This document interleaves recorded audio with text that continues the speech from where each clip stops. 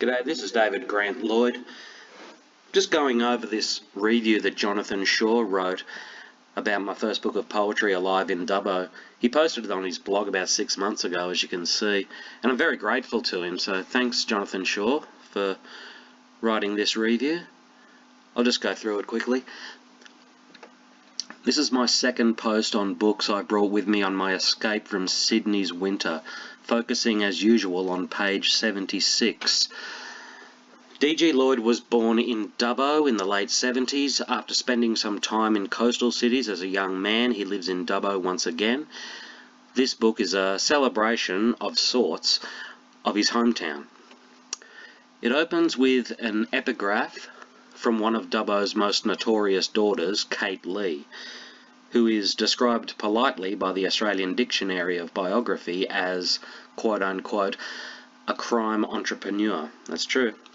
The epigraph reads ominously, quote, better dead than alive in Dubbo, unquote.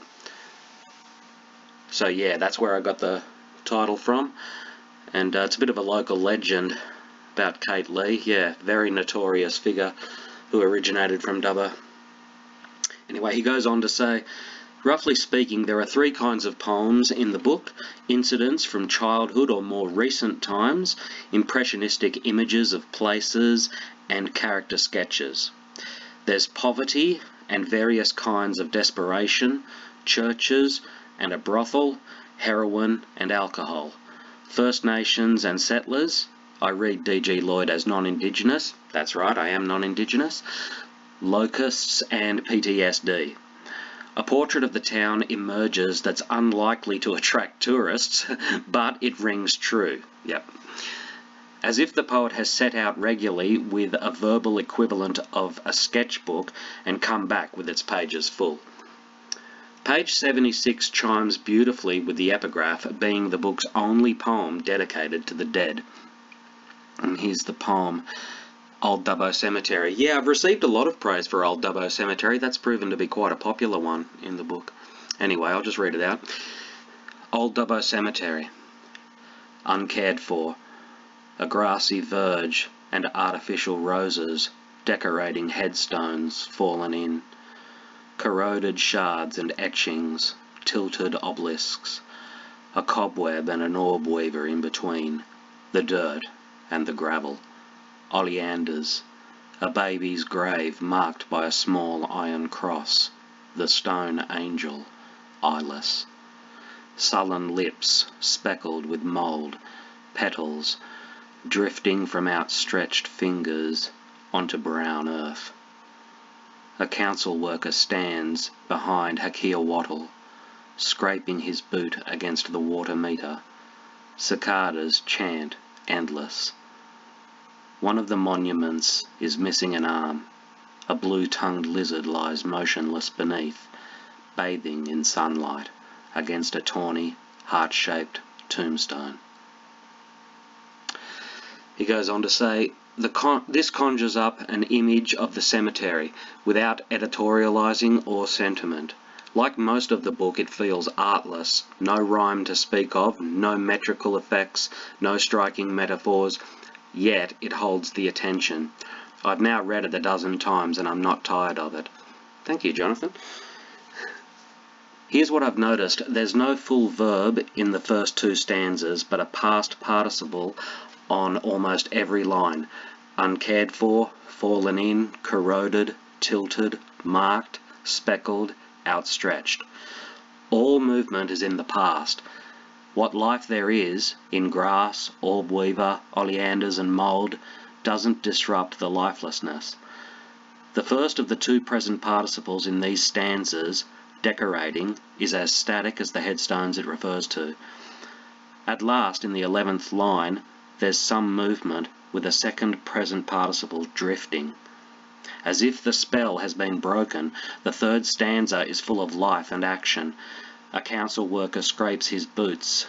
A wattle grows, cicadas chant, a blue-tongued lizard sunbathes. The water meter, by implication, ticks. That the cicadas' chant is endless suggests that in some way life goes on and will keep going on. One of the statues now has a full verb, is missing. So even there's a hint of agency. The final image of the lizard, the sunlight and the tombstone is already full of life, when the description of the tombstone as tawny, heart-shaped takes it to another level. The unexpected tawny describes the tombstone as a rich brown, weathered colour, rather than the dull grey that dominates most cemeteries. But the vital associations from its usual use of wild animals and birds or port wine hover around it. Finally, the stone is heart-shaped. It would be pushing it to see a reference to the famous last line of Philip Larkin's An Arundel Tomb. What will survive of us is love. But that is presumably the hope that led to the tombstone being shaped that way. Here, the love has not survived, but its emblem, the tawny heart-shaped tombstone, is part of the life that continues. It's a wonderful review. Thank you so much, Jonathan Shaw. Really appreciate it. Just before I sign off, there's a quote here, a comment here, sorry, by Jim Cable. As he says, beautifully passed, JS. Just 2 days ago I visited a cemetery. An aunt recently passed away. In every sense, the antithesis of the one in the poem neatly laid out, both the uniform white headstone neatness and the mown lawn cemetery section, which I had myself reacted to in comparison with a little country town cemetery, not dissimilar to the Dubbo cemetery, where my father, brother-in-law to the aunt, lies. Has lain since late June 1951. Last visited last month. D.G. Lloyd, a name to look out for. Does this person write prose too? I must seek further detail. Well, thanks for an interest, Jim. Thanks for your interest, Jim Cable.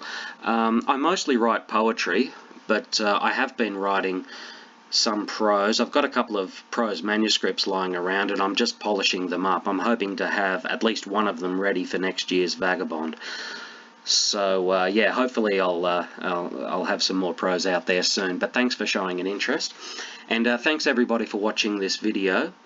I really appreciate it. Don't forget to like and subscribe, and leave a comment if you like. Incidentally, I'll put some links in the description below as to where you can purchase Alive in Dubbo if you're interested.